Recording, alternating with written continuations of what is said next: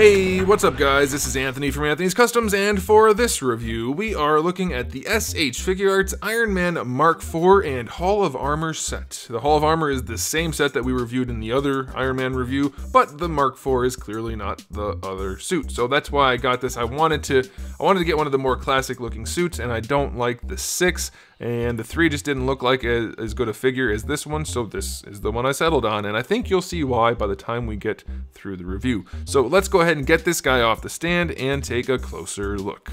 This guy stands roughly 16 centimeters, which makes him just about 6 1/4 inches, so that's pretty much your standard size. The Iron Man suits do vary in height a little bit, but not enough to really make a difference. You'll see at the end when I have some photos for you.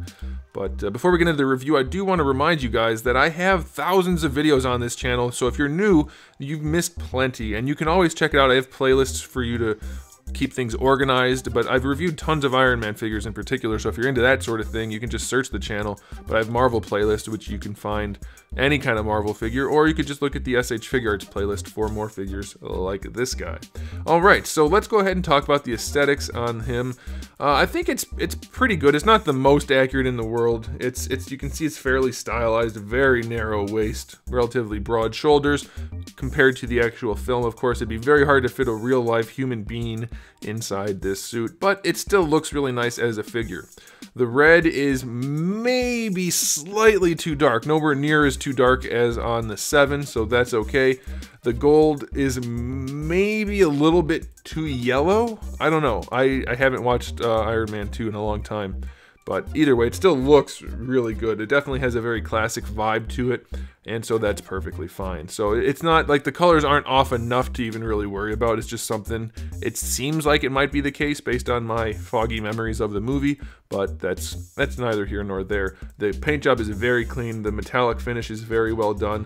The clear plate on top of the repulsor, still very cool. I like the way they did the eyes on this guy well enough. I don't know, it's one of the better looking faceplates, I think. I'm not sold completely on not having the colored eyes. Let me show you what I'm talking about. On this guy in particular, it's kind of noticeable that the eyes don't have anything going on in there. And generally speaking, the eyes are always lit up in the movies, so you should probably have just gone with paint, I'm guessing, but they didn't, so that's the way it goes. So aesthetics, it's pretty good. I'm gonna give it an 8 out of 10. I think it's pretty nice looking figure. As far as accessories go, we do actually have interchangeable head this time. So we have a neck to go with the head, and then we have a Tony Stark head with a normal faceplate and then a faceplate with the glasses, and that's very nice, and that's more than a reasonable likeness at this scale, so that's a really nice addition to this figure. We have interchangeable hands, of course. We have the 2 fist hands.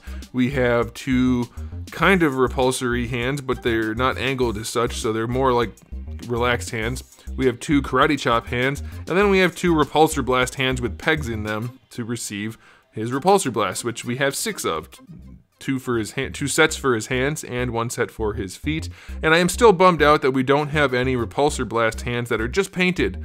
You can't put him in a repulsor pose without having a blast effect on him, and that's kind of a bummer. I'm going to keep complaining about that until we get that, but it's not the biggest deal in the world. We do also get a box of donuts for that iconic scene. Unfortunately, we do not have a single donut or a hand for holding an individual donut. We just have this one solid accessory, which is still cool.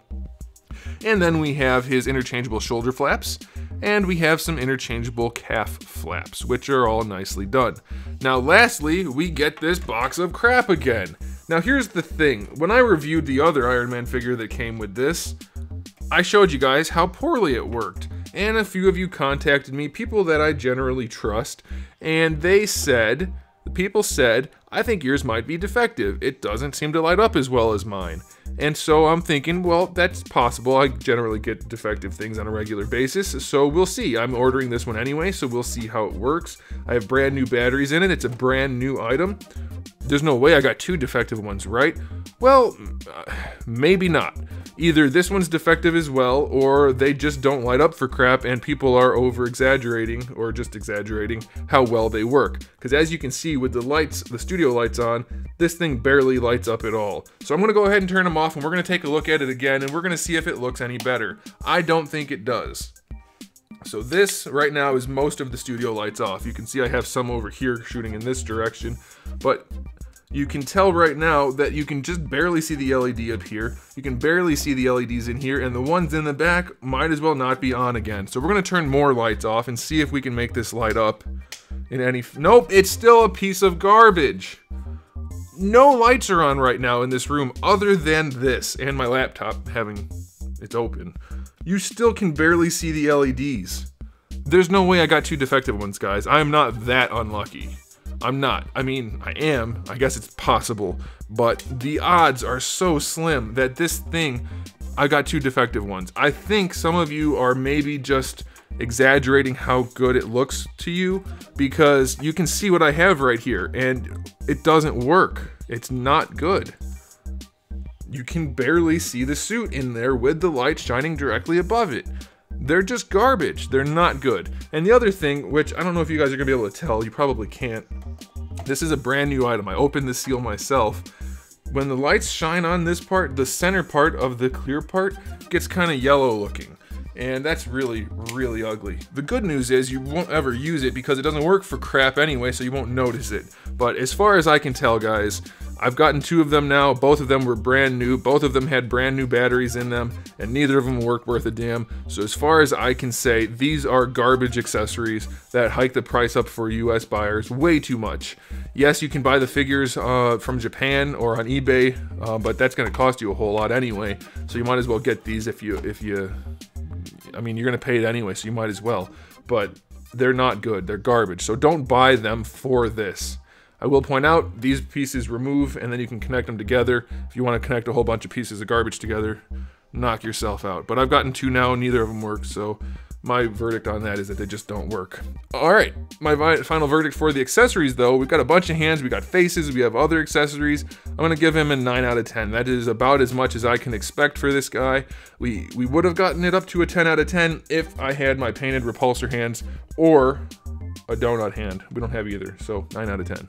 Now, as far as the articulation goes on this guy, it actually does some things exceptionally well compared to the Mark 7, which is a really nice release. So that's pretty good. The head is on a double, I think I just pop it off and show you.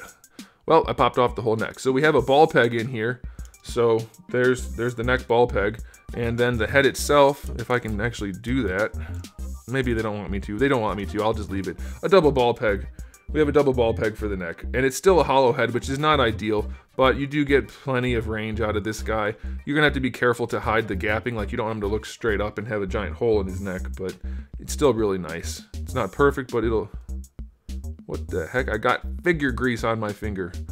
But it does pose very nice, so that's fine. For the shoulders, we have the same slip joint in there that slides the whole thing out, which gives you a little bit better range, but the way it's designed, you're still basically just limited by the slip joint, so you don't get that much. But you do have a ball peg that connects the arm to that slip joint. You of course have your ball hinge. The shoulder is on its own little flap.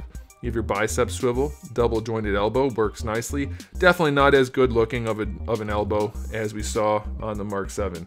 It's very boxy and flat and weird looking, but it'll get the job done well enough. It'll do. For the wrist, we just have a ball peg. These guys are still hinged to account for posability. For the torso, it's much the same as the Mark 7. You do get a little bit better posability. It does lean back a little bit, leans forward a little bit, side to side, very little. You get a little bit better rotation. You still have these extra like floating pieces and extensions that just don't really do much. So don't expect to get much going on with the torso. It's kind of over-designed and under-executed. So it's kind of a bummer. But the hips are the thing. So this guy's hips are pretty good. They hide the gapping pretty well right now, but you have that ball peg in there. Well, I'll get to it, I guess. So you have the hinged ball peg for the main. Look at that. You have that. So that's pretty standard. You have your ball peg to move the hips around, and that's very gappy. Of course, you wouldn't want to do that because that looks like butts. You can stick your whole finger in there almost. Not a good situation.